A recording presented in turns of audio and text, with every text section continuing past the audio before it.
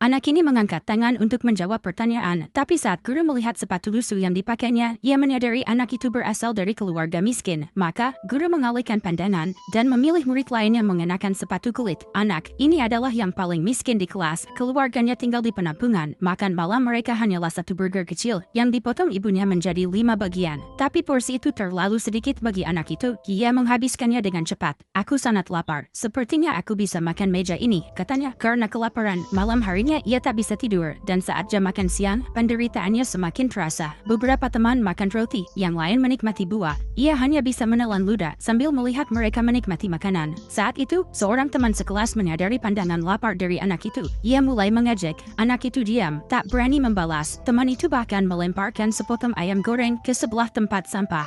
Silahkan makan, dasar anak miskin, katanya. Dihina seperti itu, anak itu pun marah. Ia maju dan memukul anak itu hingga tersungkur ke tanah. Namun, ia segera sadar bahwa dirinya telah membuat masalah besar. Dalam ketakutan, ia kabur dari sekolah dan tak pernah kembali. Bertahun-tahun kemudian, ia tumbuh menjadi petinju amatir. Tapi ia tak punya teknik bertinju. Semua pukulannya berhasil dihindari lawannya. Akhirnya, ia dijatuhkan oleh lawan yang jauh lebih kecil. Semua orang tertawa terbahak-bahak. Ia sangat marah, lalu memukul sebuah samsak seberat 200 kg hingga terpental. Aksi itu menarik perhatian seorang pelatih. Ia melihat potensi tersembunyi dalam diri pria itu dan memutuskan untuk melatihnya secara pribadi. Mereka mulai berlatih dengan serius. Pria itu melatih kelincahan kakinya dengan lompat tali dan memukul bola kecil untuk meningkatkan kecepatan serta kekuatan pukulannya. Saat ia kembali naik ring, ia menjatuhkan lawannya hanya dengan satu pukulan. Ia pun bermimpi menjadi juara tinju dunia. Pelatihnya hanya tersenyum, tapi tak ada yang menyangka. Berkat kekuatan alaminya, setahun kemudian ia menjadi petinju profesional. Ia memenangkan 36